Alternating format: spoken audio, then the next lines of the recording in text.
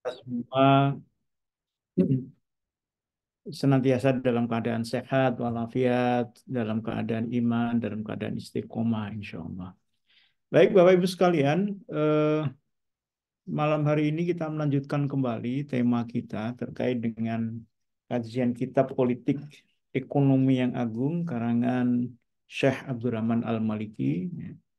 Pada malam hari ini kita masuk di bab 6. Ya, kita akan bahas terkait dengan kerusakan konsep keadilan sosial. Ini kita sedikit mengulang pembahasan kita kemarin ya terkait dengan sistem ekonomi sosialisme.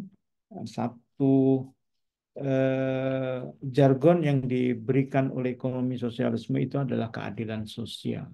Dalam bahasa Inggrisnya sering disebut sebagai eh, social justice. Ya.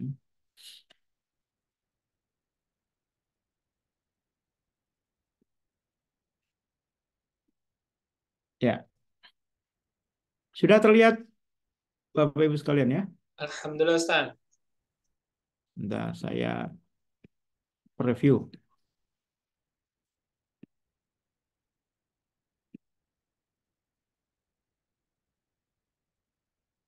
Baik, sebagaimana pada pembahasan sebelumnya, ya setiap kita membahas gagasan yang dikeluarkan oleh ideologi dual Islam, tentu posisi kita adalah melakukan kritik, ya. Tentu kritik ini harus kritik yang konstruktif, kritik yang mendasar, ya, baik dari sisi fakta, dari sisi empirik, maupun dari sisi akidah ataupun dari sisi syariah. Ya. Bapak Ibu sekalian, kalau kita membahas tentang konsep keadilan sosial atau social justice ya yang dikeluarkan oleh eh, sosialisme atau dalam hal ini adalah Karl Marx ya. Sebenarnya eh, pemikiran tentang keadilan sosial ini adalah pemikiran yang sangat lama sekali sebelum Islam turun ya kepada Rasulullah SAW. Topik-topik pembahasan tentang keadilan dan keadilan sosial ataupun keadilan ekonomi ini menjadi topik yang sangat menarik yang dibahas ya oleh para filosof, baik filosof Yunani, kemudian Romawi, sampai barangkali filosof-filosof yang ada di generasi mutaakhirin atau modern ini tetap membahas tentang apa itu keadilan. Eh, Kalau kita lihat nah, apa yang dicetuskan oleh dua filosof terkenal Yunani, ada Plato dan Aristoteles, ya. Eh, Kedua filosof ini merupakan eh, penggagas teori-teori keadilan yang paling banyak diikuti oleh masyarakat hingga saat ini. Ya.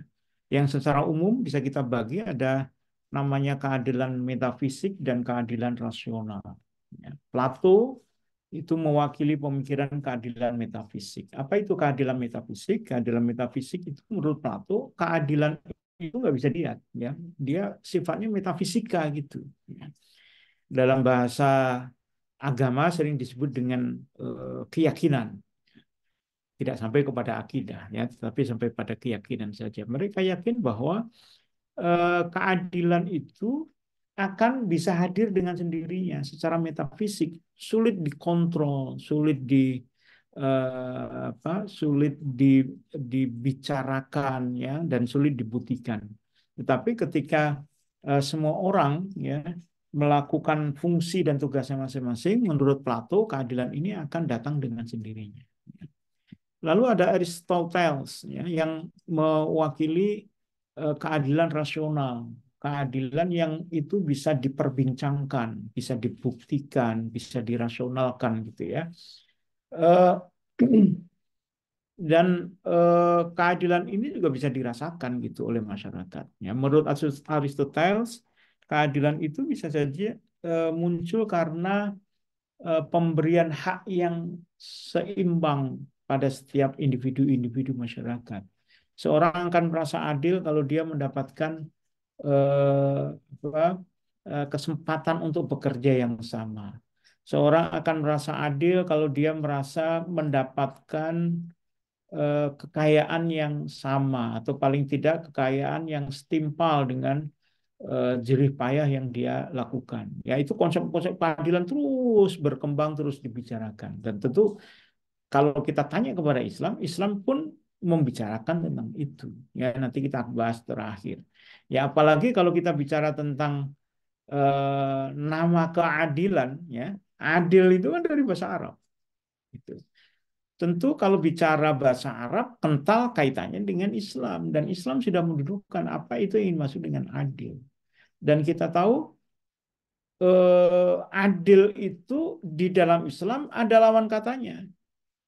Ya, ini yang menariknya di situ. Tapi kalau kita tanya nih, kalau katakan keadilan itu dalam bahasa Inggris misalnya, ya lawan katanya apa itu tidak ada gitu. Tapi Islam memberikan batasan yang jelas.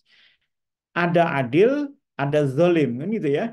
Adil itu berarti memberikan hak sebagaimana mestinya. Sementara zalim itu sebaliknya mengambil hak yang seharusnya dimiliki oleh orang lain. Ya, itu adil dan zalim. Nah, Bapak Ibu sekalian, ya, eh, saking banyaknya pembahasan ini, ya, secara bahasa pun bahasa Inggris banyak kata-kata yang mirip gitu, ya. Mungkin mereka sendiri bingung gitu ya untuk mendudukan adil itu seperti apa. Ada yang disebut sebagai justice, ya. Eh, itu maknanya pantas, tepat, ya, di dalam konteks peradilan itu diberikan keputusan yang pas gitu kan, itu justice. Ada juga yang menyandingkan keadilan itu dengan makna fairness, kejujuran di situ, ada kewajaran. Juga ada makna kalau secara ekonomi biasanya dengan equity, ya. Di situ ada hak yang diberikan ya sesuai dengan eh, apa imbangan tenaga yang mereka sudah curahkan. Lalu ada impartiality, ya, itu tidak berpihak, jujur, ya, netral dan sebagainya. Ini mana-mana keadilan yang banyak dibahas oleh eh, kalangan filosof, ya, yang bisa kita fahami dari beragamnya eh, bahasa di dalam eh, apa namanya di dalam eh, bahasa Inggris, ya. Kalau dalam bahasa Arab ya adil gitu. Nah, eh, tentu beda misalnya disandingkan dengan bahasa-bahasa Arab yang lain, ada namanya tawazun, ya kan, seimbang gitu. Seimbang dengan tawazun ternyata berbeda, ya, atau mungkin dengan bahasa-bahasa yang lain. Jadi ini menunjukkan memang keadilan itu pada dasarnya adalah sesuatu yang menjadi topik menarik ya, di kalangan umat manusia ya, dan sampai sekarang pun selalu diperbincangkan keadilan seperti apa sih yang seharusnya diberikan kepada masyarakat atau kepada umat manusia. Di Indonesia sendiri, kata-kata keadilan itu dilegitimasi di dalam salah satu sila di dalam Pancasila. Ini itu ada keadilan sosial bagi seluruh rakyat Indonesia. Di situ ada makna keadilan sosial. Gitu. Nah, ini menarik, nanti akan kita bahas agar kita itu tidak terkecoh dengan kata-kata ini atau kalimat ini tentang keadilan sosial, ya. Apakah keadilan sosial itu sesuai dengan Islam, ya? Apakah keadilan sosial itu yang seharusnya dilakukan atau seperti apa, nanti kita akan bahas, ya. Jadi secara umum inilah yang dimaksud dengan keadilan atau keadilan sosial.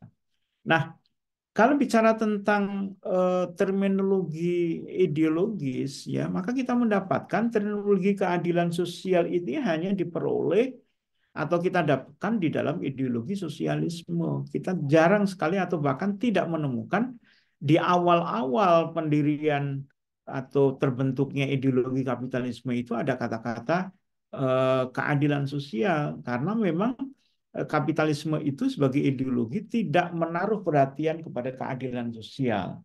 Ya, mereka berpijak kepada asumsi bahwa manusia itu pada dasarnya baik, ya, pada dasarnya mau berbagi, pada dasarnya tidak mau dicurangi, pada dasarnya mau memberikan kebaikan kepada yang lain. Sehingga menurut mereka, ini mungkin tadi yang dikatakan oleh Plato tadi, ya kan, bahwa keadilan itu metafisik, susah diindra seperti apa, tapi keadilan itu nanti akan tercipta dengan sendirinya. Itu kapitalis begitu. Nah, Karl Marx tampil melihat bahwa kapitalisme ini tidak bisa dibiarkan seperti itu. Ya, kapitalisme telah menciptakan ketimpangan ekonomi yang luar biasa. Kapitalisme menurut Karl Marx itu telah mengeksploitasi sumber daya manusia kelas bawah dan seterusnya dan seterusnya. Sehingga Karl Marx ini berpandangan perlu ya ada keadilan sosial ya, sebagai tawaran janji harapan ketika masyarakat itu dalam kondisi tidak adil karena dikuasai oleh para pemodal, oleh para kapitalis. Ya. Sehingga Karl Marx itu memberikan pernyataan bahwa hendaknya di masyarakat itu harus ada kerjasama yang baik, kasih sayang yang baik, tanpa adanya kelas-kelas di dalam masyarakat. Tidak boleh ada kelas buruh dan borjuis ya atau kelas proletar dengan buruh proletar buruh tani dengan masyarakat tuan tanah dan seterusnya ya di masyarakat feodal. Karl Marx bercita-cita dia ingin bahwa masyarakat itu menjadi masyarakat yang tanpa kelas, semuanya mendapatkan kekayaan yang sama, lalu mendapatkan kesejahteraan yang sama seperti yang sudah kita bahas di pertemuan sebelumnya ya sebagai cita-cita dari ideologi sosialisme. Namun Karl Marx juga menyadari bahwa penciptaan keadilan yang dia cita-citakan itu tidak mungkin dijalankan sebagaimana kapitalisme membiarkan ekonomi itu berjalan ya secara alami. Tapi Karl Marx mengatakan butuh ada negara. Negara itu tidak hanya sebagai penjamin, tetapi juga harus memberikan keadilan kepada pihak-pihak yang merasa ditindas, ya. Kemudian harus memberikan legitimasi, ya, pada tindakan-tindakan yang harus dilakukan oleh negara. Maka di pertemuan sebelumnya kita bahas sosialisme itu selalu lekat dengan negara. Tanpa negara, sosialisme itu tidak mampu untuk diterapkan. Ya, ini yang digagas oleh Karl Marx. Ya, sehingga Karl Marx berharap kemakmuran, kesejahteraan, ya, keamanan dan sebagainya itu bisa dilakukan melalui negara. Negara itulah yang menjadi penjamin atas keadilan bagi masyarakat. Ya. Nah, ini yang dipikirkan oleh Karl Marx. Ya, kenapa Karl Marx itu menentang kapitalisme? Seperti yang sudah kita bahas juga, bahwa kapitalisme ini adalah kapitalisme yang sebenarnya menurut Karl Marx itu menghancurkan dirinya sendiri. Ya, kenapa? Karena tidak ada kontrol yang rasional. Bagaimana bisa rasional? Karena karena kapitalisme itu begitu percaya dengan the invisible hand, tangan yang tidak kentara, ya, tangan yang eh, dia sebut tangan Tuhan gitu, yang akan mengatur itu semua. Ekonomi nggak usah diatur, biarlah tangan tidak kentara itu. Apa yang dimaksud dengan tangan tidak kentara itu adalah eh, pasar persaingan sempurna. Ya. Tapi nyatanya teori pasar persaingan sempurna, ya, kalau dalam ekonomi sering disingkat dengan PPS bagi yang belajar ekonomi, nyatanya ini hanya teori saja. Tidak ada satupun bukti empirik yang mengatakan pasar persaingan sempurna itu pernah terjadi. Pasar itu pasti ada ininya, ada pengganggunya, ya. Kalau secara informasi, pasar itu selalu informasinya itu tidak sempurna, ya. Bicara harga misalnya di pasar itu harga ditutup-tutupin gitu, ya. Nggak ada yang tahu sebenarnya harga idealnya itu berapa. Lalu terkait dengan informasi, apakah informasi tentang akses modal, informasi tentang kebutuhan dan sebagainya itu tidak ada yang eh, tercatat mendekati sebagai pasar persaingan sempurna kan. Kalau pasar persaingan sempurna itu kan digambarkan pasar itu informasinya lengkap ya, pelaku-pelaku pasarnya rasional, dia bisa memilih barang-barang, pilihan-pilihan di atas barang-barang itu secara tepat ya kan, sehingga harga itu pun terbentuk dengan tepat juga. Itu tidak pernah terjadi. Selalu ada gangguan pasar ya. Contoh sederhananya ini ya. Di pasar itu tidak akan mungkin terjadi harga itu satu. Pasti berbeda-beda. Betul kan? Yang jangankan pedagang di pasar yang jauh, pedagang yang bersebelahan saja, kita beli tomat itu bisa aja beda gitu. Yang satu harganya 1.500 per kilo, yang satu harganya 1.600 per kilo dan seterusnya. Ini sangat sulit dihadapi. Nah, akibatnya ya kapitalisme itu eh, menjadi eh, ajang penguasaan oleh orang-orang yang punya modal, ya, yang dia punya informasi lebih terhadap pasar itu, maka dia akan menguasai itu, ya.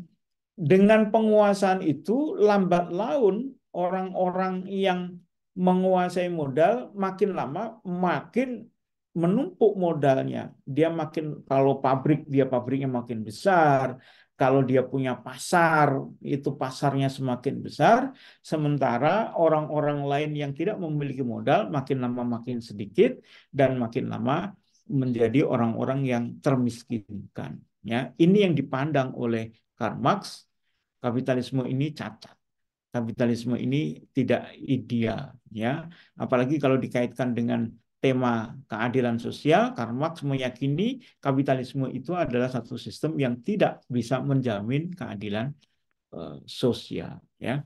Hanya saja kita tahu kapitalisme itu, maaf, sosialisme itu di mana-mana selalu menimbulkan instabilitas, baik sosial, ekonomi, politik. Kenapa terjadi instabilitas? Karena salah satu metode kapitalisme, khususnya dalam Marxisme, adalah melakukan pergolakan-pergolakan, pemberontakan-pemberontakan pada suatu masyarakat dalam rangka menentang kaum pemuda atau kaum kapital. Karenanya kita bisa mendapatkan apa namanya bukti-bukti sejarah bahwa negara-negara yang menganut sosialisme itu selalu apa namanya instabil ya ketika mau menjadi negara sosialisme. Lalu setelah menjadi negara sosialisme stabil memang, tapi stabil dengan otoriter para penguasa. Setiap orang yang bertentangan dengan penguasa, mereka akan dihabisi, baik secara fisik, secara mental, maupun secara jiwa. Ini yang terjadi di ya. Jadi secara umum ya Bapak Ibu sekalian, akhirnya keadilan sosial itu berkembang ya, tidak hanya digunakan oleh kapitalisme, maaf, oleh sosialisme, tapi juga oleh kapitalisme. Seperti yang kita bahas di pertemuan-pertemuan awal. Kapitalisme di sini ya. Lalu dia gunakan untuk memoles kapitalisme. Kalau kata Karl Marx tadi kapitalisme itu memiliki cacat, maka dengan ide Karl Marx itu sendiri yang malah membantu kapitalisme itu bertahan gitu. Dia menggunakan ide ini lalu dimasukkan ke dalam teori-teori ekonomi mereka sehingga terbentuk keadilan sosial yang menurut sudut pandang kapitalisme. Apa itu misalnya dalam keadilan sosial itu harus ada ketegasan untuk memberikan hak yang sama bagi setiap individu tanpa kecuali. Ya. Maka di sini ada perlindungan. Perlindungan kepada pihak-pihak yang menurut negara itu pihak-pihak yang tertindas. Ya. Tapi apakah betul negara itu melindungi pihak-pihak yang tertindas atau hanya sekedar untuk menjaga stabilitas politik, sosial, dan ekonomi? Itu tentu kita bisa merasakan kapitalisme hanya menggunakan itu untuk meredam saja. Ya. Kemudian adanya pemerataan kesejahteraan. Setiap masyarakat ya diharapkan bisa menikmati fasilitas dan kesejahteraan yang sama. Ketimpangan ekonomi ada, ketimpangan sosial ada, namun mereka coba ya untuk diredam ketimpangan-ketimpangan itu dengan cara memberikan beberapa fasilitas khusus kepada orang-orang yang dianggap tidak sanggup menikmati fasilitas dan kesejahteraan. Ya, maka muncullah apa yang disebut dengan subsidi. Muncullah apa yang disebut dengan kartu-kartu itu. Ada kartu sehat, kartu pintar, kartu apalagi itu kartu apa kartu miskin ya dan sebagainya. Ya.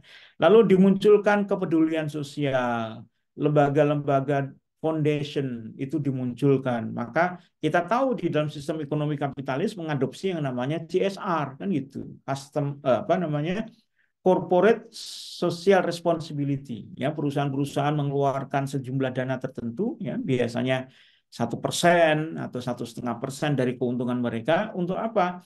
Untuk membangun kepedulian sosial di antara mereka. Lalu juga adanya keadilan sosial atau keadilan di dalam hukum, di mata hukum, ya, hukum yang akan berupaya melindungi setiap warga negara dari pelanggaran hukum dan upaya penindasan atas hak asasi manusia. Jadi apa maknanya di sini? Maknanya adalah ide keadilan sosial yang awalnya dirancang, digagas oleh sosialisme, sementara sosialisme itu sekarang sudah tidak ada lagi yang mau menerapkannya, maka justru sekarang ini ide-ide tentang keadilan sosial diadopsi oleh kapitalisme dalam rangka untuk mempertahankan kehidupan kapitalisme. Ya, ini misalnya secara realitas ya keadilan sosial yang dimunculkan dalam masyarakat ada pendidikan gratis. Ya. Tentu kita cukup tercengang kan gitu. Ya, ketika katakan mendengar di Jerman misalnya itu pendidikan gratis.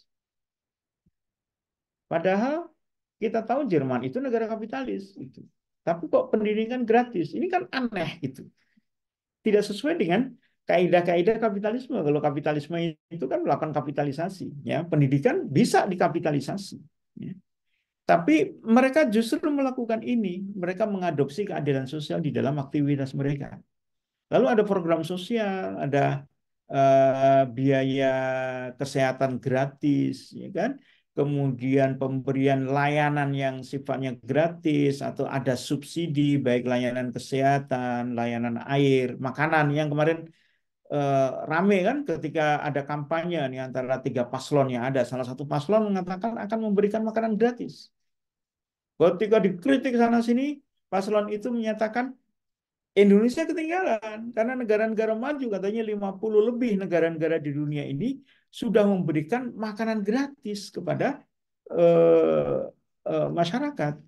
Ya ini lagi-lagi aneh kan itu di masyarakat kapitalistik tapi malah memberikan subsidi makanan gratis kepada anak-anak sekolah. Lalu ada hak buruh, ya. Eh, dalam tanda kutip hak buruh itu seolah-olah dilindungi, ya.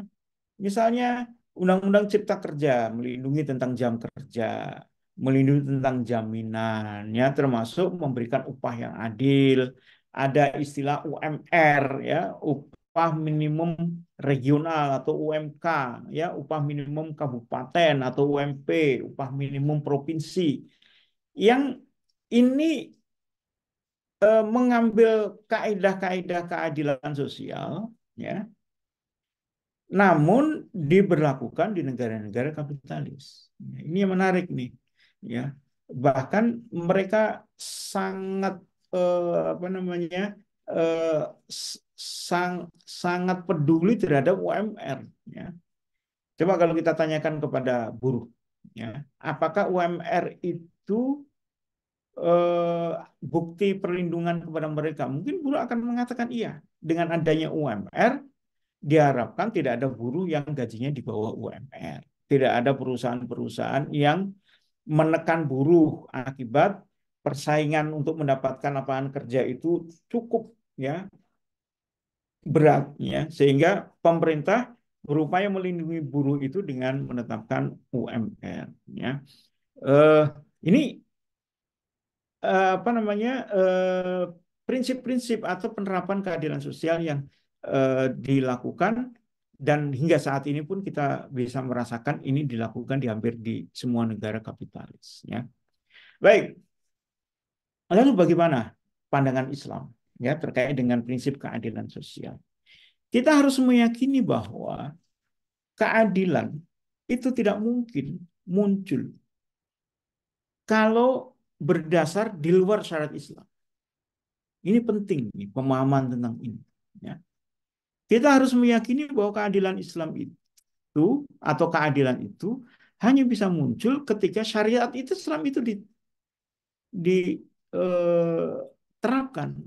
Ya. Kalau syariat Islam tidak diterapkan, maka tidak mungkin adanya keadilan dengan berbagai macam tadi definisi-definisi yang ada. Ya. Keadilan tidak mungkin diterapkan oleh orang-orang kapitalis. Ya, jadi kita jangan berharap orang-orang kapitalis itu akan memberikan keadilan kepada seluruh umat manusia. Tidak mungkin. Ya, eh, filosofi dasar kapitalis tetap masih ada, yaitu memihak kepada kapital. Juga kita tidak bisa berharap kepada sosialis, ya, dan itu terbukti. Ya. Ternyata bagi sosialis keadilan itu hanya jargon saja. Ya, mereka sendiri kebingungan bagaimana keadilan itu bisa diterapkan. Berbeda dengan Islam. Ya, Islam dengan tegas mengatakan bahwa aturan Islamlah yang bisa menjamin keadilan itu. Apakah namanya keadilan ekonomi, ada keadilan sosial atau yang lain-lain, itu hanya bisa dilakukan dengan Islam. Ya. Dalam satu ayat Al-Quran, ya, Allah Subhanahu Wa Taala telah berfirman, "Afa ghairallahi abtaghi hakaman wa walladhi anzala ilaikumul kitab mufassalan walladzina atainahumul kitaba ya'lamuna annahu munazzalun mir rabbik bil haqqi fala takunanna minal mumtarin." Ya. Ayat ini mengatakan apakah pantas ya, mencari selain Allah sebagai hakim. Ya, kita bicara hakim itu nggak hanya bicara tentang peradilan, ya, tapi hakim itu adalah sesuatu yang menetapkan aturan, gitu kan? Karena kalau kita bicara tentang hakim, itu maknanya ada dua. Makna pertama adalah hakim itu pemutus qadhi. Makna kedua, hakim itu adalah pembuat aturan. Ya, jadi kalau kita bicara tentang apakah pantas kita mencari Allah selain Allah sebagai hakim, itu maknanya adalah apakah pantas kita itu mencari selain Allah untuk menetapkan aturan-aturan di tengah-tengah kita, termasuk dalam rangka memenuhi keadilan sosial. Ya. Sementara Allah katakan, dialah yang telah menurunkan kepada kalian Al-Quran yang sifatnya terperinci. Ya. Al-Quran itu adalah wahyu Allah. Al-Quran itu adalah kitab yang berisi aturan-aturan Allah. Kitab yang menjadi pemutus perkara-perkara yang ada di antara umat manusia. Itu sifatnya terperinci. Artinya apa? Syariat Islam pun telah menjelaskan tentang bagaimana mekanisme apapun yang harus dilakukan oleh umat manusia di dalam rangka mengarungi kehidupan dia. Termasuk dalam rangka untuk mendapatkan keadilan sosial, ya. Dan dialah yang mendatangkan kepada mereka Alkitab, ya. Mereka mengetahui bahwa dialah yang menurunkan dari Rob kalian dengan hak. Fala takunanna minal mumtarin. Maka janganlah sekali-kali kamu termasuk orang-orang yang ragu. Ya. Ayat ini memang secara langsung tidak bicara tentang keadilan, ya. Tentang keadilan. Tapi kalau kita bicara hakim, ya, bicara tentang keputusan ataupun bicara tentang aturan, maka selalu ini berkaitan dengan keadilan. Itu ya. Hakim yang baik itu adalah hakim yang adil. Keputusan yang baik adalah keputusan yang adil.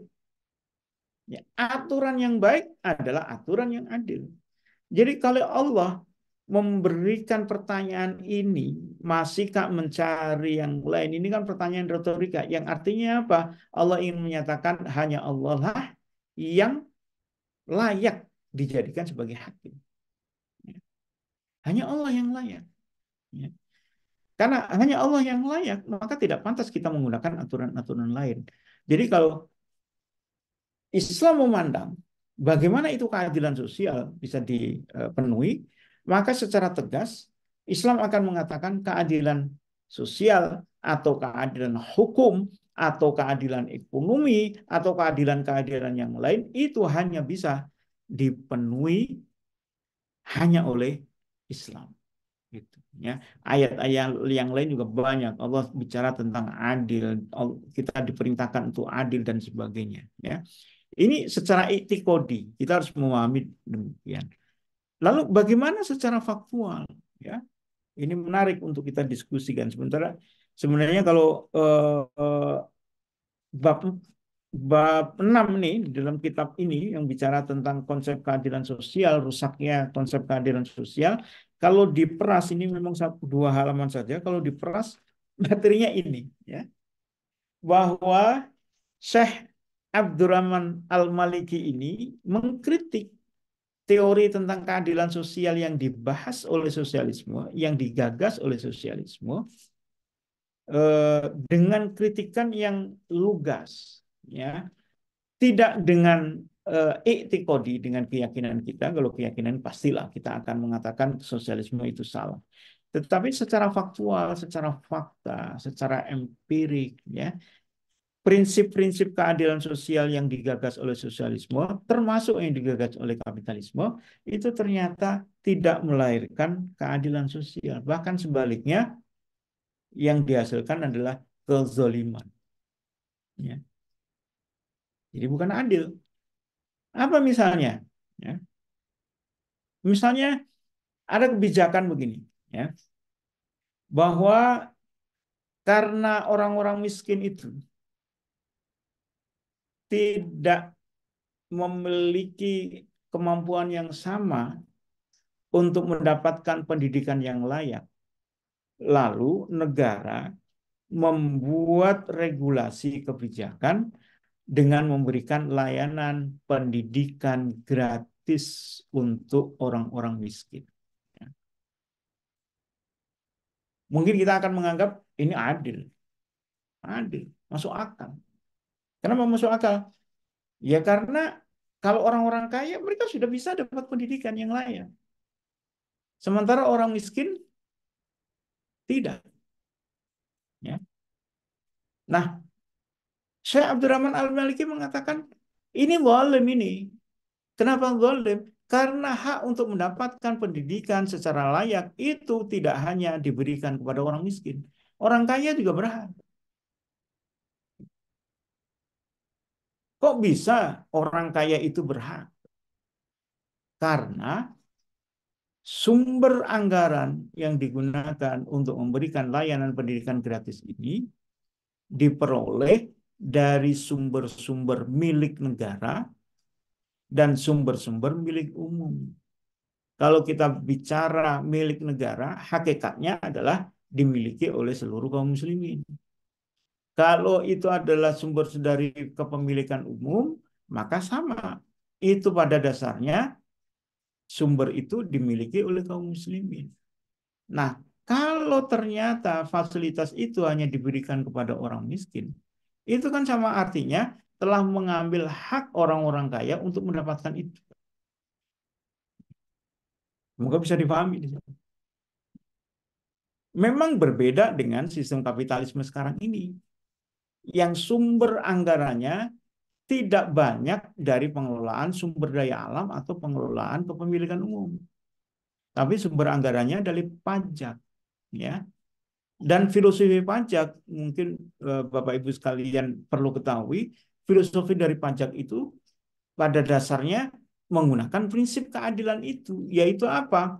Orang-orang yang dia telah mendapatkan kesempatan untuk mendapatkan penghasilan secara ekonomi di sebuah negara, maka dia harus berbagi dengan orang-orang yang tidak memiliki kesempatan. Gitu. Ini yang menjadi filosofi dari kapitalisme itu. Ya, karena kapitalisme merasa tidak mungkin itu untuk menyeimbangkan yang ada. Maka salah satu cara untuk menyeimbangkan adalah gunakan pajak. Kalau ketimpangannya makin besar, Maka kata orang kapitalisme, ahli-ahli pajak mengatakan, maka pajak itu harus makin besar. Gitu. Ya. Maka kita bisa melihat pajak yang dipungut di negara-negara maju, ya, Eropa Barat dan Amerika katakan, itu dipungut dengan jumlah yang tinggi. Ya. Kalau kita itu kan PPN, kan 11%, mungkin ada PPh sekitar 6%, ya kan itu kan kecil, tanda kutip, ya. Kalau dibandingkan dengan negara-negara maju, apalagi yang pajaknya progresif, dia makin kaya, pajaknya makin besar. Bahkan ada yang harus memberikan pajak dari total penghasilannya adalah 50%. Pertanyaannya sama, apakah memungut pajak itu adil bagi mereka? Gitu. Lalu apakah dari pajak itu dipungut kemudian hanya diberikan kepada warga miskin itu juga adil? Ya. Kalau kita menjawab nggak adil, itu artinya zalim. Ya. Lalu contoh yang lain, dulu ya kita sering berdebat terkait dengan subsidi BBM. Ya, ketika harga BBM dinaikkan dengan mengurangi subsidi. Apa alasannya? Alasannya adalah subsidi BBM ini diterima oleh kalangan yang salah. Subsidi tidak tepat. Mereka senantiasa mengatakan subsidi BBM itu hanya dinikmati oleh orang-orang kaya saja. Ya. Kenapa begitu? Karena yang menggunakan BBM itu adalah orang-orang punya mobil. Orang-orang yang punya mobil adalah orang-orang kaya. Jadi mereka kemudian berpendapat, enggak tepat itu, subsidi BBM enggak tepat, enggak layak. Maka seharusnya subsidi BBM itu dicabut, kan? Lalu hasil dari pengumpulan subsidi yang tidak diberikan melalui BBM diberikan secara langsung kepada masyarakat miskin melewati BLT, bantuan langsung tunai misalnya. Ya. Dalam konsep keadilan sosial, ini tepat. Inilah keadilan sosial. Kenapa? Karena orang-orang kaya yang dia sudah mampu tidak memerlukan subsidi itu, dan subsidi itu dialihkan kepada orang-orang miskin. Ya, pertanyaannya adalah, apakah betul ini keadilan sosial? Ya, kalau kita mau gunakan nalar, logika sedikit saja secara fakta, tentu ini tidak adil. Ya, tidak akan bisa memberikan keadilan sosial. Kenapa? Karena ketika subsidi dicabut, ya seolah-olah setiap orang atau kepala keluarga itu mendapatkan 300.000 itu bantuan itu bisa membantu kehidupan dia. Tapi salah dia. Salahnya di mana? Pertama, subsidi itu hanya diberikan beberapa bulan saja, paling 6 bulan. Kan? Terus yang kedua, ketika subsidi dicabut, inflasi pasti naik. Kalau inflasi naik, siapa yang menanggung? Siapa yang akan menanggung beban paling berat? Orang kaya atau orang miskin? Pasti orang miskin. Kenapa? Karena orang kaya dengan kenaikan inflasi katakan 2% atau 3% nggak kerasa. Ya. Dengan naiknya inflasi itu yang katakan awalnya dia itu sebulan 10 juta, dengan adanya inflasi dia itu harus keluarkan menjadi 11 juta misalnya, nggak kerasa bagi dia. Ya, tapi bagi orang miskin, ketika ada kenaikan inflasi, dia sudah diberikan 300.000 katakan setiap bulan, tapi inflasinya itu adalah 200.000 per bulan untuk uang yang harus dia keluarkan. Kan akhirnya nggak ada pengaruh signifikan ya bantuan langsung tunai itu kepada orang miskin. Ya. Jadi keadilan sosial nggak bisa dilakukan. Oleh karena itu, Bapak Ibu sekalian, kita kritik keras itu ya program kartu sehat, kartu pintar, kartu sejahtera. Karena problemnya bukan di situ. Problemnya itu bukan ketika terjadi ketimpangan, lalu yang timpang itu diberikan subsidi, diberikan bantuan kesehatan, bantuan sekolah, bantuan apa namanya kehidupan mereka, bukan itu di situ. Ya. Tetapi harus dilakukan oleh negara dalam rangka untuk melakukan keadilan sosial itu adalah menjamin agar orang-orang yang dia kesempatan bekerjanya itu rendah, dia bisa menjadi tinggi. Ya, ibaratnya Jangan dikasih ikannya, tapi dikasih kailnya. Itu yang penting di situ. Ya. Jadi tinggi dia dan caranya bukan dengan cara membuat UMR, karena ternyata UMR itu dalam satu pihak seolah-olah membantu apa pegawai atau buruh, tapi ternyata di sisi yang lain itu alat-alat yang digunakan oleh eh, para pemodal untuk menekan gaji buruh itu ya segitu gitu. Seolah-olah kalau sudah segitu nggak perlu lagi untuk ditingkatkan. Kalau ditingkatkan dalam teori apa namanya ekonomi itu justru akan meningkatkan pengangguran. Ya, maka mereka tidak meningkatkan secara drastis, tapi mereka meningkatkan ya di angka-angka UMR gitu, ya. Jadi kira-kira itu Bapak Ibu sekalian, kalau kita bicara tentang eh, gagasan keadilan sosial yang digagas oleh sosialisme lalu digunakan oleh kapitalisme, maka Islam mengatakan keadilan sosial yang semacam ini tidak akan diberlakukan di dalam Islam. Islam akan mengganti mekanisme pembentukan keadilan ekonomi dengan cara-cara yang sudah diberikan atau yang sudah diajarkan oleh Allah Subhanahu wa taala kepada umat manusia, ya, dengan cara mekanisme distribusi misalnya yang bagus, ya, dengan memberikan kesempatan bekerja yang bagus, lalu dengan cara menghilangkan sektor non real di tengah-tengah masyarakat agar ekonomi itu tumbuh, ya, secara real di tengah-tengah masyarakat. Itu yang dilakukan oleh Islam, ya, sebagai apa jawaban atas kritik pada konsep keadilan sosial yang digagas oleh sosialisme.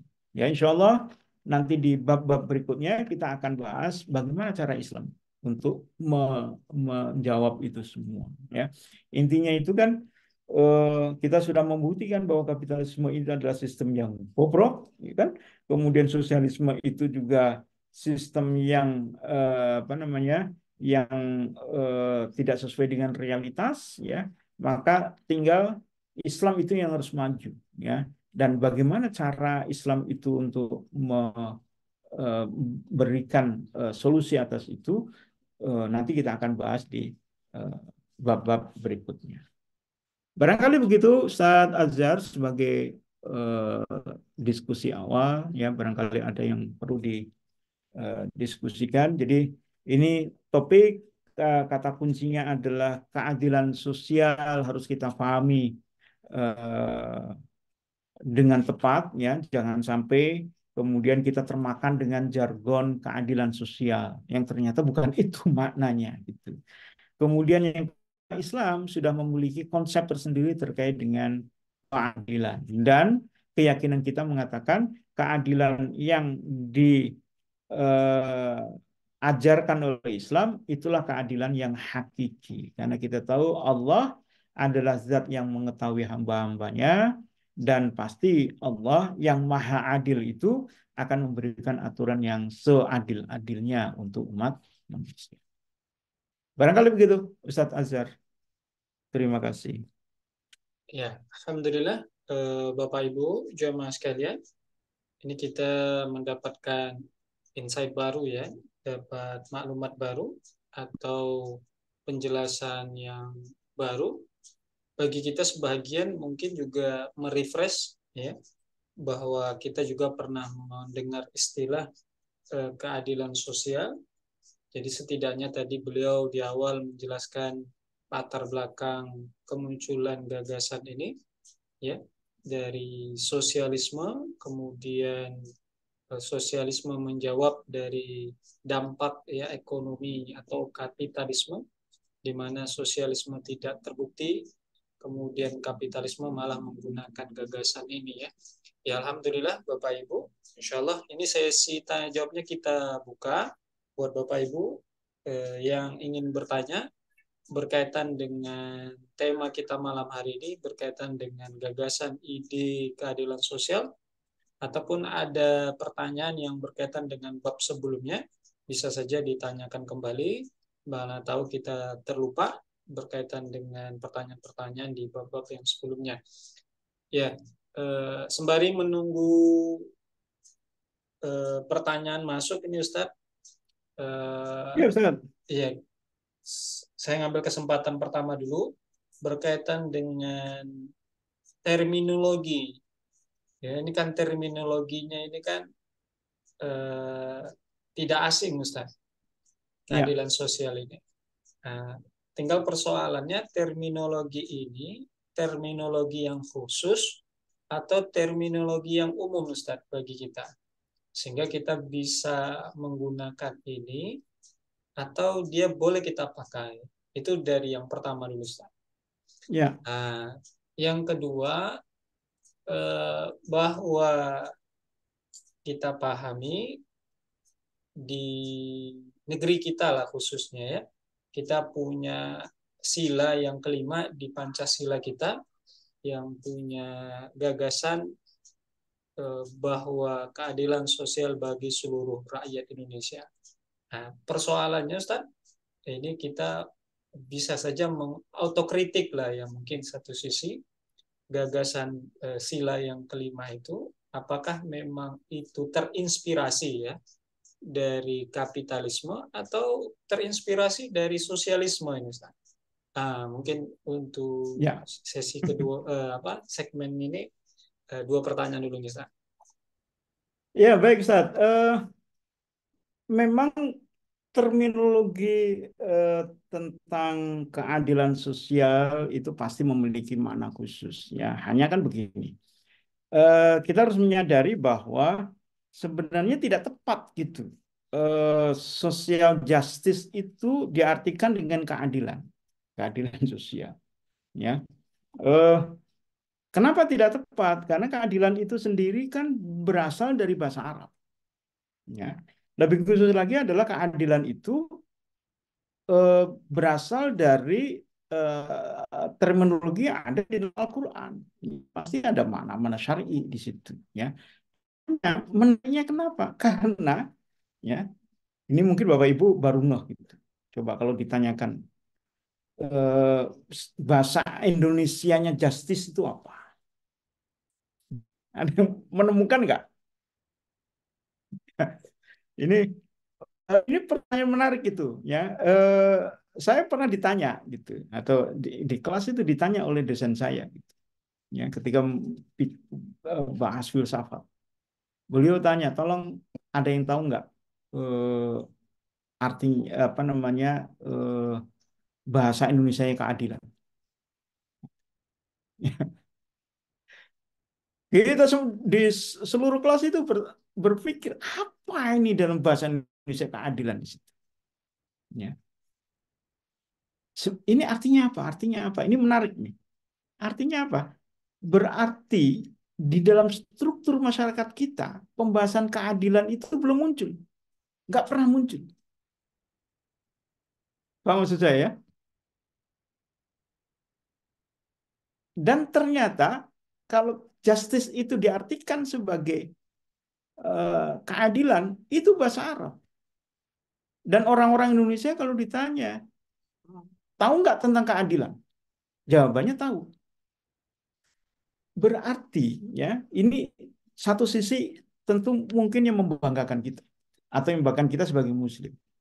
Bahwa bisa ini bisa memberikan gambaran bahwa di dalam struktur masyarakat kita dulu sebelum datangnya Islam nggak ada pembicaraan tentang keadilan gitu ya, karena nggak ditemukan biasanya kalau sebuah terminologi atau sebuah diskusi itu diperbincangkan pasti kan ada kata ya yang digunakan untuk mendiskusikan itu, ini sosoknya apa gitu ya. Kalau tadi kita bilang di masyarakat barat ternyata padanan katanya banyak sekali. Justice, ya kan, egaliter gitu, atau tadi kan macam-macam di situ. Itu berarti eh, pembahasan mereka mendalam, dipengaruhi filosof-filosof itu. Nah, kalau di Indonesia apa? Ya, coba kita tanyakan ini tanpa maksud untuk apa namanya merendahkan. Ya. Misalnya di agama-agama lain, coba di kita tanyakan apa itu ya bahasanya keadilan, nggak ditemukan ya. Lalu apa kebalikan dari sama ditanya? Apa kebalikan? Kalau orang katakan adil itu seimbang, betul nggak? Bisa betul, bisa iya. Tapi yang jelas adil itu bukan seimbang. Adil itu kita sebut misalnya setara. Ternyata adil itu bukan setara. Ya, kayaknya di situ.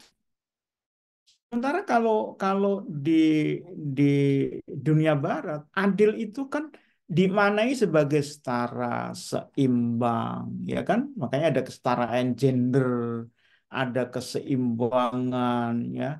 Kalau bahasa Arabnya itu adalah eh, tawazun misalnya. Ternyata itu istilah-istilah yang berbeda. Jadi ada makna makna khusus, ya.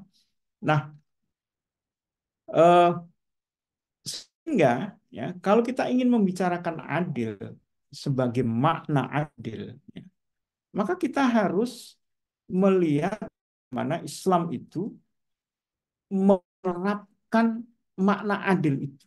Ya. Dalam pandangan Islam, adil itu apa? Adil itu adalah ketika diterapkannya syariat Islam. Itulah adil. Gitu ya. Kalau nggak diterapkan syariat Islam, ya nggak adil. Zalim. Ya.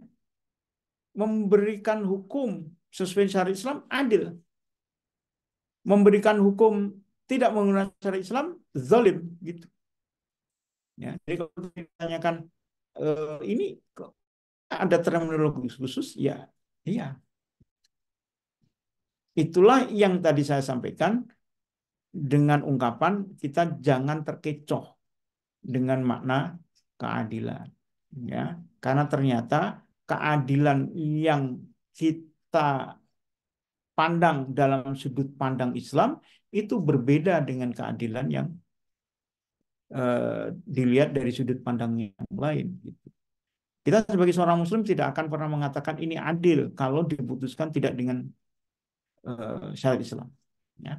Contoh, ada seorang Muslim dituntut di pengadilan, ya, lalu dia dihukum, ya, misalnya dia mencuri, ya, mencuri apa misalnya, mencuri kerbau, ya, mencuri kerbau nilainya sudah lebih dari seperempat dinar, ya, lalu dia diajukan di pengadilan. Ketika di pengadilan diputuskan dengan hukuman penjara 2 bulan.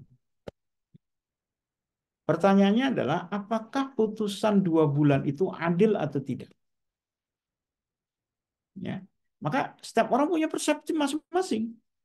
Kalau bagi orang yang dihukum, dia bilang adil. Kenapa? Karena hukumnya ringan, cuma 2 bulan, gitu. Tapi bagi orang yang kehilangan tadi kerbonya karena sudah dipotong-potong, pasti dia bilang gak adil. Ya, kenapa nggak adil loh? Kerbo harganya mungkin 20 atau 30 juta, nggak balik. Sementara orang yang mencuri cuma dihukum 2 bulan. Gitu. Ya kan?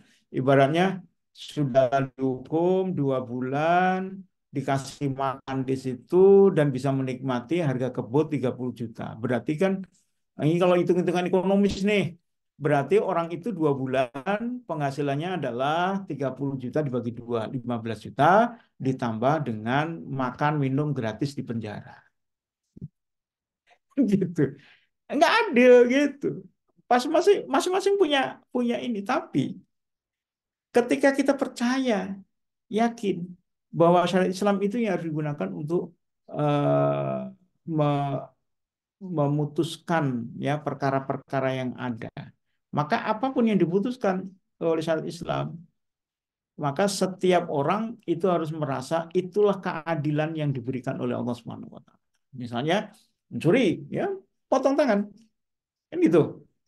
Kalau sudah potong tangan, apa yang ada di dalam perasaan seorang yang mencuri tadi? Dia akan mengatakan, inilah hukuman dari Allah, dan insya Allah hukuman ini yang adil, dia terima, dia dimaafkan oleh Allah SWT. Gitu kan? Bagi orang yang dicuri kerbonya, dia akan mengatakan, ini memang hukuman yang sudah diatur oleh Islam, ya. dia ridho atas itu dan mengatakan adil, maka insya Allah Allah akan mengganti dengan rezeki yang baik. Kan gitu. Ya. Keadilan itu kan sesuatu yang harus diungkapkan oleh kedua belah pihak gitu. Nggak mungkin satu bilang adil, yang satu nggak adil lalu dikatakan adil, kan nggak. Adil itu kalau dua-duanya dapat, betul nggak? Ya. Dan ini nggak mungkin bisa tercipta di dalam masyarakat Islam yang masyarakat itu menyepakati dan menyetujui Islam itu yang menjadi pemutus perkara-perkara mereka. Coba kalau di dalam sistem kapitalisme, anggaplah tadi itu yang kita bicarakan, ya. Subsidi dicabut, BLT diberikan, kemudian kita tanya di masyarakat, kira-kira masyarakat sepakat nggak kalau kebijakan itu adil? Saya yakin enggak. Saya yakin enggak. Kenapa? Satu, karena di dalam masyarakat kapitalisme tidak ada satu tolok ukur keadilan yang dimaksud itu seperti apa. Gitu kan? Berdebat itu. Ya. Maka sampai sekarang pun perdebatan tentang apakah subsidi dicabut itu akan memberikan dampak baik bagi perekonomian. Pasti beda-beda di situ. Ya. Apakah orang kaya itu akan ridho? Pasti beda-beda. Gitu ya. Nah, kalau berbeda, maka tidak mungkin terjadi keadilan yang dirasakan oleh semua masyarakat. Itu yang pertama, Ustaz Azhar ya terkait dengan terminologi. Kemudian yang kedua tadi, mohon maaf, eh, yang kedua tadi tentang eh, Sila kelima, Ustaz. hasil kelima. Ya ini sama gitu, ya. Inspirasinya dari mana? Wallahu alam. Ya, tapi kalau lihat bagaimana pergulatan pemikiran pada saat apa namanya Pancasila dasar negara itu dirumuskan, itu pasti pergulatan antara Islam, sosialisme, dan nasionalis atau kapitalis. Kan gitu kan? Tapi pergulatan di situ. Nah, karena kita sering menganggap bahwa dasar negara kita itu adalah hasil kompromi, maka tentu keadilan sosial itu memiliki banyak perspektif. Karena namanya juga kompromi. Oleh karena itu pula, maka keadilan sosial itu bisa dimaknai tergantung siapa yang memaknai itu. Orang sosialis akan bisa mengatakan yang dimaksud dengan keadilan sosial seperti apa, ya? Ya, adanya BLT, adanya kartu-kartu itu menurut saya itu lebih condong untuk mengakomodir kepentingan sosialis karena memang sosialis itu ya pengennya seperti itu, ya. Lalu ada eh, mungkin kebijakan-kebijakan yang lain yang nuansanya adalah kapitalistik, ya. Misalnya apa? Eh, Pembangunan Indonesia bagian timur, misalnya, ya kan? Itu nuansanya kapitalistik. Ada keadilan sosial di situ yang ingin dicapai. Kenapa kapitalistik? Karena satu sudut pandang keadilan sosial itu adalah ekonomi. Yang kedua, ketika dilakukan pembangunan di wilayah Indonesia Timur, maka ada manfaat yang diambil oleh kapital karena pembangunan itu tidak mungkin berjalan dengan kapital. Pembangunan tol, pembangunan macam di situ itu kan nuansa kapitalistiknya itu kan besar, ya. Dan apalagi kalau itu dikuasai oleh oligarki, hanya orang-orang yang modal kuat saja yang dia akhirnya mendapatkan kue pembangunan di situ, ya. Meskipun teorinya ketika tol dibangun, maka pemerataan tuh terjadi di Indonesia, ya kan? Kalau dibuat di wilayah Indonesia Timur misalnya, eh, geliat ekonomi itu akan menjadi, ya. Yang awalnya misalnya kalau ngirim telur misalnya ya dari Indonesia Timur itu sampai di Pelabuhan Debusuk gitu ya, karena atau pecah karena jalannya bergelombang dan lama. Dengan adanya tol menjadi cepat ke situ ya, tetapi tetap dalam konteks kapitalistik ya itu adalah sesuatu yang bisa dimanfaatkan. Jadi konsep keadilan itu bisa dimanfaatkan. Nah, tinggal Islam ini yang belum memanfaatkan konsep keadilan ini gitu ya. Eh, Bagaimana Islam itu memberikan warna terhadap keadilan ya sosial ini yang masih belum. Keadilan dalam bisnis, keadilan dalam berusaha, keadilan di dalam apa namanya mendapat hak politik, jaminan keamanan, jaminan kesehatan itu belum Islam belum diterima dengan konsep-konsep yang spesifik menurut Islam. Ya. Barangkali begitu Ustadz Azhar ya. Ya, Alhamdulillah Ustaz, atas tanggapannya. Ini sudah ada, kita masuk ke pertanyaan yang sudah dikirimkan salah satu peserta kita malam hari ini. Eh, ini atas nama Ibu Persilia ya. Ya, ini beliau ada di Turki ini, Ustaz. Alhamdulillah. Ya, Alhamdulillah termasuk jamaah kita yang rutin ini. Beliau bertanya, Ustaz, barakallah lakum, Ustaz. Masya Allah, setiap kajian menjadi modal pikiran buat beliau ketika melihat langsung negara-negara yang menjadikan Islam bukan sebagai sistem negaranya. Sebelumnya ada negara yang hari ini menjadikan kapitalisme sebagai sistem negaranya, tapi sebelumnya itu adalah negara yang mengadopsi sosialisme. Dan ketika Ottoman masih ada, saat itu mereka masih kerajaan. Tapi sayangnya hari ini negara itu masih terlihat miskin. Nah, ini minta tanggapannya nih, Sat. Gimana melihat kondisi seperti ini? Iya, secara itikadi keimanan itu membuktikan bahwa eh, Islam itu atau ekonomi Islam itu tidak bisa mencapai tujuan yang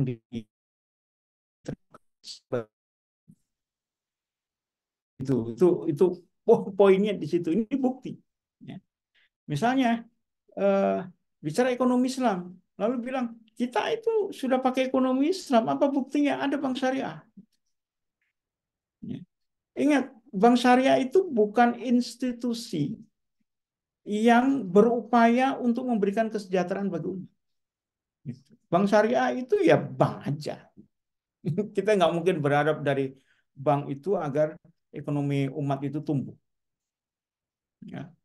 Apalagi kalau pangsa pasar bank syariah itu masih sangat sedikit sekali. Kita butuh sesuatu yang lain, ya, sistem ekonomi yang lain. Jadi kalau bank syariah itu kan hanya pelaku ekonomi saja. Dia bagian dari ekonomi Islam mungkin nanti.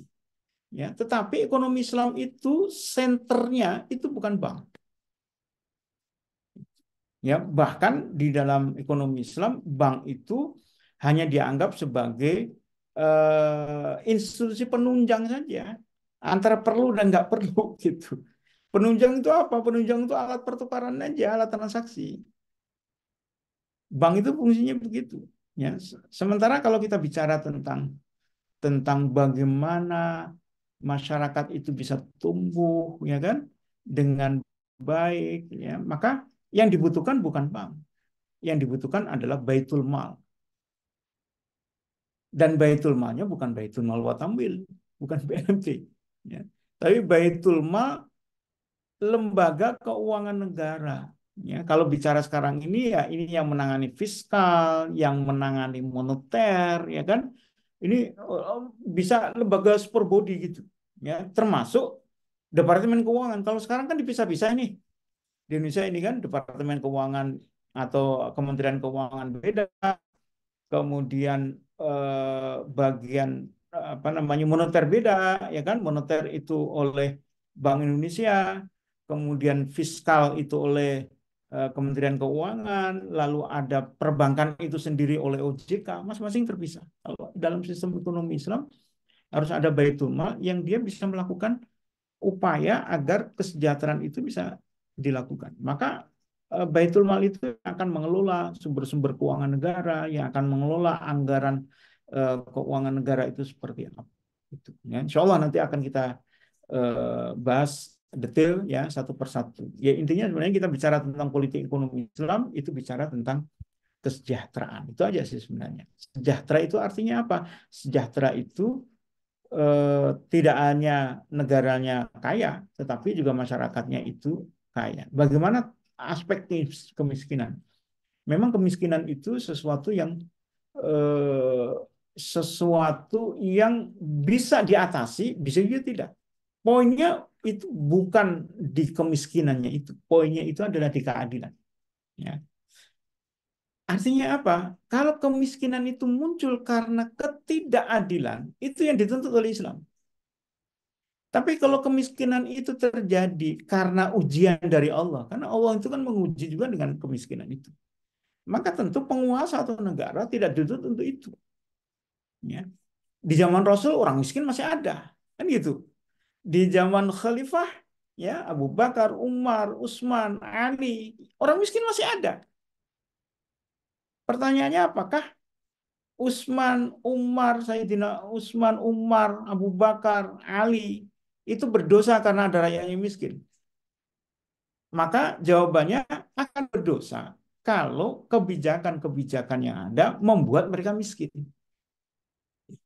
Tapi kalau kemiskinan itu adalah ujian dari Allah, karena ada kadang-kadang juga para sahabat yang memilih hidup miskin.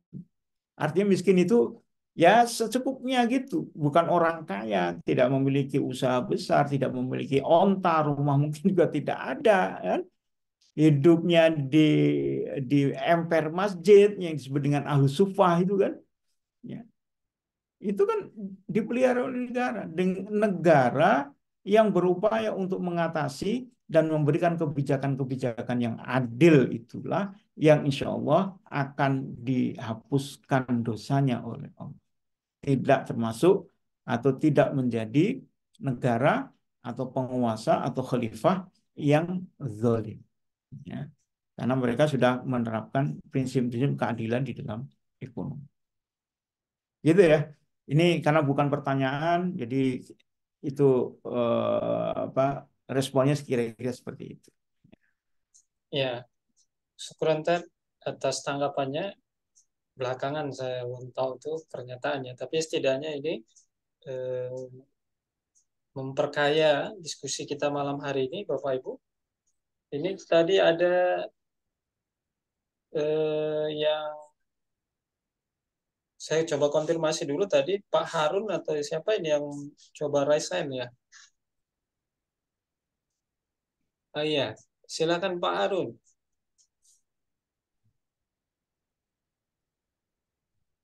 Ya, terima kasih. Assalamualaikum Ustaz.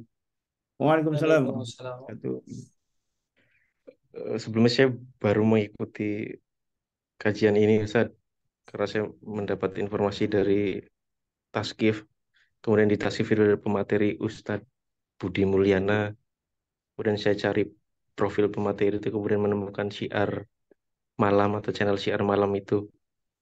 Dari syiar malam itu kemudian saya subscribe, dapat informasi ada kajian malam. Dan Alhamdulillah, saya alhamdulillah. ruam Harun. sekali, Ustaz. Kalau saya melihat konsep keadilan sosial itu Ustaz, saya tuh masih bingung karena mungkin tadi disampaikan Ustadz keadaan sosial Islam karena Islam belum memberikan warna tentang keadilan itu. Mungkin itu yang menyebabkan saya bingung. Kalau tadi disampaikan keadilan Islam itu tidak harus seimbang Ustadz ya, atau tidak harus setara. Ya, Ya, berkaitan dengan subsidi itu Ustadz, kalau pikiran saya karena tidak harus setara, kemudian kan ada BLT, kemudian ada Kartu Indonesia Pintar, dan lain-lain subsidi yang lainnya itu kan membuktikan ya orang miskin tuh memang harus mendapatkan itu gitu Ustaz.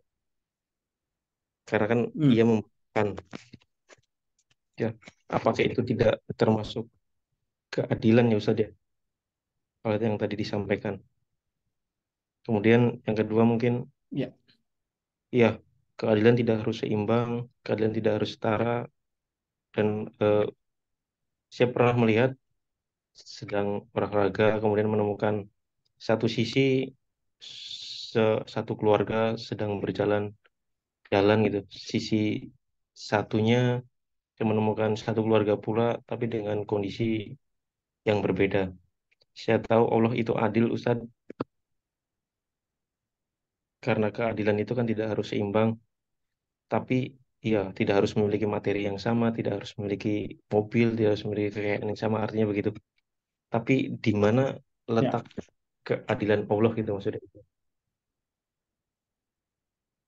Kenapa saya diuji dengan kemiskinan? Kenapa saya diuji Terputus-putus ya. kekayaan Ya. begitu? Ya. Begitu mungkin Ustaz. Karena saya memang awam pertanyaannya, jadi mungkin masih, iya, masih terdoktrin kapitalis, sosialis gitu kan, memang kondisi di sekitar kita begitu Ustaz. Ya. Terima kasih sebelumnya Ustaz. Assalamualaikum warahmatullahi wabarakatuh. Waalaikumsalam. Waalaikumsalam warahmatullahi. Ini Pak Harun dari Cirebon, Ustaz. Baik. Pertanyaannya tadi tertangkap, Ustaz? Ada 3 ya kalau nggak salah ya. Cuma itu satu ada juga kayaknya dari peserta kita yang di kolom chat Hmm? sepertinya bisa digabungkan, Ustaz. Kayaknya tujuannya Ya, sama ya, itu. ya. Silakan, Ustaz. Baik, jadi eh, betul tadi. Kalau kita bicara tentang keadilan, ini agak apa namanya sulit untuk merekonstruksi ya, karena keadilan itu, kata adil itu sendiri itu adalah kata yang berasal dari Islam. Ya, itu berbeda dengan kata justice, ya, berbeda dengan ya mungkin kalau keseimbangan equilibria misalnya kan, kemudian istilah-istilah yang lain gitu ya. Nah, di mana bedanya? Bedanya itu adalah di dalam filosofi untuk menangkap apa itu adil. Ya. Seperti tadi yang disampaikan oleh Pak Harun, bahwa betul bahwa keadilan itu tidak semata-mata setara, tidak semata-mata sama, tidak semata-mata apa namanya seimbang, ya. Bukan itu, yang gitu ya. Karena kalau itu yang menjadi definisi dari adil, itu sulit untuk bisa dipenuhi, ya. Kita juga harus ingat, ya, adil itu bukan doktrin atau bukan nilai atau sesuatu yang tidak bisa dicapai. Adil itu pasti bisa dicapai. Kenapa? Karena Allah sudah mewajibkan kaum muslimin untuk bersikap adil. Itu kan? Kalau Allah itu memerintahkan kaum muslimin untuk adil, itu artinya kaum muslimin itu pasti sanggup untuk melakukan itu. Karena Allah tidak mungkin memberikan sebuah kewajiban atau suatu perintah di mana hamba-hambanya itu tidak mungkin untuk memenuhi itu. Ya. Jadi ini yang harus kita ingat ini. Adil itu sesuatu yang pasti bisa dicapai. Kalau ini dalam pandangan Islam. Tapi kalau dalam pandangan ekonomi sosialis dan kapitalisme, mereka sendiri masih ragu dan sekarang masih mencari apa itu keadilan, ya terus mereka cari kan, mereka diskusikan dan terus berkembang gitu ya. Dulu mungkin ketika zaman tentang gender misalnya, akhirnya mereka mengatakan adil itu kalau ada kesetaraan gender. Ketika dibilang kesetaraan gender, mereka sendiri bingung yang dimaksud dengan kesetaraan gender itu apa. Nah, jadi ini yang kemudian membedakan saya itu. Nah, dalam pandangan Islam, adil itu adalah segala sesuatu yang diberikan sesuai dengan haknya, gitu kan? Adil kan gitu. Kalau dia berhak untuk itu dan itu dikasih, itu adil. Kalau dia berhak untuk itu lalu tidak dikasih, maka itu nggak adil. Nah, hak itu hanya bisa ditentukan dengan menggunakan patokan atau tolok ukurnya adalah Islam atau syariat Islam. Ya, misalnya eh, eh, katakan dua orang bermuamalah, kan gitu kan, melakukan jual beli, ya, sepakat harganya 2 juta, ya, lalu ternyata dalam jual beli itu dia hanya dikasih 1.500.000, maka kita katakan itu nggak adil, gitu. Kenapa? Karena haknya adalah 2 juta. Lalu diajukan ke pengadilan. Di pengadilan diputuskan harus bayar 2 juta. Maka disitulah terjadi keadilan. Kenapa? Karena hak 2 juta itu ditunaikan. Nah, ketika mengatakan kenapa haknya itu 1,5 atau kenapa haknya 2 juta, itu tolok ukurnya adalah bagaimana syariat Islam itu bicara tentang muamalah yang ada di situ. Ya, kesepakatan-kesepakatannya seperti apa, kenapa 2 juta dan sebagainya, apakah transaksinya itu sah atau tidak, ketika sah maka harus diikat keduanya dan sebagainya, ya. Itulah makna keadilan. Jadi kalau tadi ditanyakan ini bagaimana ini terkait dengan keadilan sosial yang ada di dalam dasar negara kita, yang tadi disebut Islam yang belum mewarnai. Apa yang dimaksud? Yang dimaksud adalah lugasnya adalah bagaimana prinsip-prinsip keadilan yang ada di dalam dasar negara itu dicapai dengan menggunakan syariat Islam. Kalau mau kita tanyakan, memang sudah pernah diberikan kesempatan syariat Islam itu untuk mewujudkan keadilan sosial? Kan gitu. Kan nggak pernah atau belum pernah, gitu. Ketika dulu tahun 55, ya, Islam itu udah mau menang begitu dianulir, ya, dilakukan dekret presiden, kan gitu. Sekarang ketika Islam baru bicara ini harus diterapkan di sosial itu harus begini begini dan sebagainya dengan menggunakan Al-Quran dan sebagainya, langsung di-cut, ya. Indonesia itu kan semuanya Muslim, ada yang non Muslim, jadi nggak adil dong, gitu jadinya. Nggak adil dong kalau negara Indonesia itu diatur dengan menggunakan syariat Islam.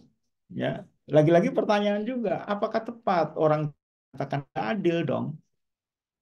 Eh, Negara yang plural ini, ya, yang berbagai macam jenis agama hanya diatur dengan menggunakan syariat Islam. Ya, silakan direnungkan masing-masing itu. Pak Arul boleh merenungkan juga. Ya, adil nggak, ya gitu, atau betul nggak adil kalau syariat Islam itu diterapkan, maka eh, akan memunculkan kezaliman bagi umat yang lain, ya, itu yang pertama. Kemudian yang kedua, ya, terkait dengan apa namanya, ya, kemudian kita harus masuk dalam konteks komprehensif, ya.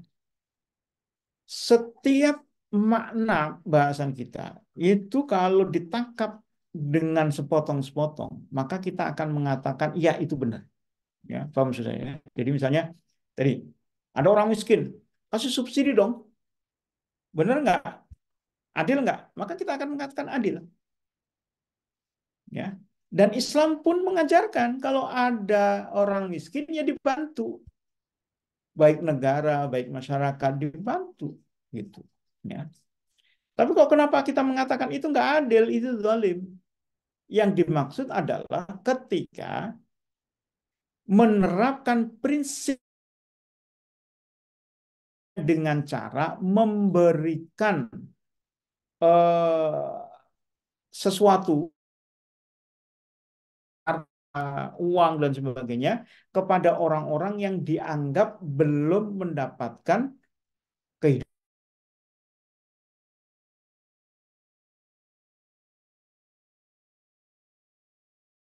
Kita memberikan fasilitas tertentu kepada seseorang, itu ternyata menyebabkan orang lain yang dia sebenarnya punya hak, akhirnya tidak diberikan hak itu, ya kan? Tapi itu bukan berarti tidak boleh dilakukan, boleh.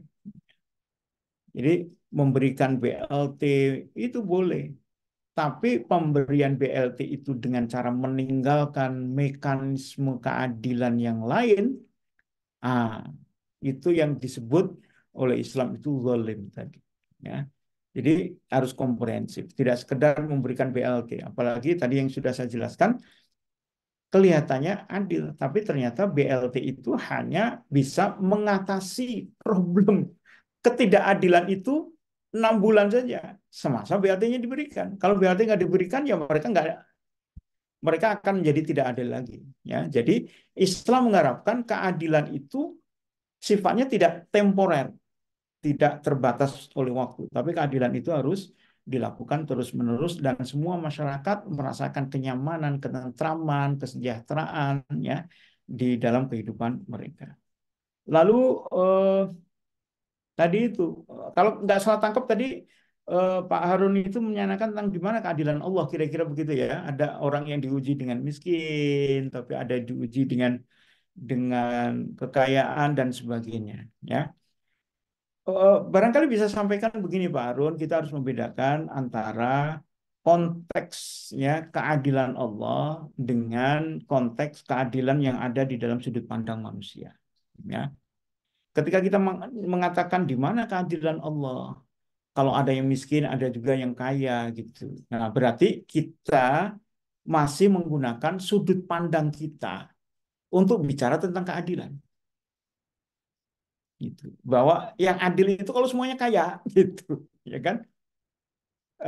Itu satu. Yang kedua, kalau kita berpikir semacam itu artinya ya, kita seperti memaksa Allah untuk melakukan apa yang diinginkan oleh manusia terkait dengan keadilan. Kan nggak boleh. Ya. Yang kita lakukan harus dibalik. Yang dibalik itu apa? Kalau ada yang miskin, ada yang kaya, itulah bentuk keadilan Allah. Gitu. Ya. Kalau kita belum bisa memahami di mana keadilannya, minimal kita yakin Allah adil di situ. Itu yang nggak boleh kurang. Nah, mungkin kita bisa memahami, oh ternyata adil. Adilnya kenapa? Ternyata kok yang miskin itu hidupnya lebih bahagia ya. Adil kan gitu. Wah ternyata yang miskin itu kok ibadahnya lebih banyak ya. Adil nggak itu? Ya. Terus lihat, oh ternyata yang kaya itu kok banyak maksiatnya. Artinya apa? Maksiat, amal soleh, kaya, miskin, itu hanya kondisi saja yang diberikan oleh Allah sebagai ujian. Gitu. Ya. Dan tidak bisa kemudian kita nilai yang miskin itu buruk, yang kaya itu baik. Ya. Coba apa namanya kita renungkan, apakah betul bahwa miskin itu buruk dan kaya itu baik? Karena kalau kita mengatakan yang miskin itu buruk, yang kaya itu baik, ya mungkin kita mengatakan wajar kalau kita menganggap Allah itu tidak adil. Karena kita merasa Allah itu memberikan keburukan bagi yang miskin dan Allah memberikan kebaikan bagi yang kaya. Nah, tapi ternyata kaya dan miskin itu bukan cara penilaian Allah terkait dengan hambanya, mana yang baik dan mana yang buruk. Ya. Hanya takwa saja yang dijadikan oleh Allah penilaian seseorang itu layak masuk surga ataukah tidak. Apakah dia itu baik ataukah buruk. Ya. Jadi meskipun miskin, kalau ternyata dia rajin ibadah, niatnya tulus, tidak pernah bergunjing kepada orang lain, suka membantu, menolong, ya kan? Itu kebaikan atau tidak? Itu kebaikan. Ya. Lalu bagaimana dengan orang kaya? Yang juga dia ibadahnya baik, amal solehnya banyak, suka menolong, kebaikan juga bagi dia. Kalau begitu mana yang lebih baik? Orang miskin yang banyak amal soleh dengan orang kaya yang banyak amal soleh. Jawabannya kita tidak bisa menjawab. Hanya Allah lah yang tahu mana yang lebih baik. Karena hanya Allah yang tahu mana yang amalnya lebih baik, mana yang takwanya paling baik. Kita hanya bisa melihat kasat matanya saja seolah-olah ya seolah-olah udah kaya, rajin ibadah, ganteng kan gitu kan. Suka menolong ini udah manusia yang sempurna. Kan nggak gitu. Allah juga tidak pernah menjustifikasi begitu. Ya. Rasul juga tidak menggambarkan begitu. Ya. Rasul kadang-kadang eh, seperti orang miskin tanda kutip, ini gitu, ya kan? Kadang-kadang menjadi orang yang apa namanya menunjukkan orang yang berkecukupan, ya. Macam-macam di situ, ya. Itu untuk menggambarkan bahwa ada penilaian yang lain. Nah, prinsipnya harus kita balik. Ketika Allah itu adil, maka apapun yang dilakukan Allah itu pasti adil. Itu saja. Kalau Allah memberikan aturan, maka pasti aturan Allah itu adil. Ya. Jadi kalau ditanyakan bagaimana konsep keadilan di dalam Islam, itu adalah ketika aturan-aturan Islam itu bisa diterapkan, gitu kan? Sehingga eh, ketika pertanyaan ini Pak Amirul Ihsan, eh, antara keadilan sosial dalam Islam dan keadilan sosial kapitalisme dan sosialisme, ya tentu kalau dilihat dari sisi aturannya sudah berbeda. Ya. Keadilan di dalam Islam hanya bisa tercapai dengan menggunakan syariat Islam, sementara keadilan di dalam sosialisme dan kapitalisme yaitu menggunakan aturan-aturan mereka, ya, aturan sosialisme dan kapitalisme. Ya. Barangkali begitu ya Ustadz Azhar ya. Semoga bisa sedikit menenangkan hati ya, tapi tentu eh, nanti kita bisa banyak diskusi lanjut lah terkait dengan hal-hal ini. Insya Allah. Baik Ustadz Azhar, seperti itu. Ya, alhamdulillah. PPT-nya di